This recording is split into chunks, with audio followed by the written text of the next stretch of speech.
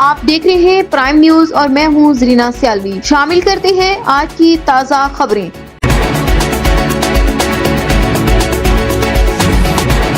Deputy commissioner फरवा आमर का वादी सोन सिकैसर का दौरे के दौरान डिप्टी कमिश्नर ने शरीफ मंदिर का दौरा किया और मंदिर के तज़ीन व आराइश के काम का जायजा लिया। इस मौके पर SDOR क्यालोजी आसिफ अली वर्क ने डिप्टी कमिश्नर को मंदिर पर होने वाले काम की मुकम्मल तफसीलात से आगाह किया। डिप्टी कमिश्नर फरवा आमिर का कहना था कि इस मंदिर की इमारत को महफूज बनाने के लिए इस्तेमाल होने वाले मटीरियल पर किसी किस्म का समझौता नहीं किया जाएगा और उनका जून तक काम मुकम्मल किया जाए।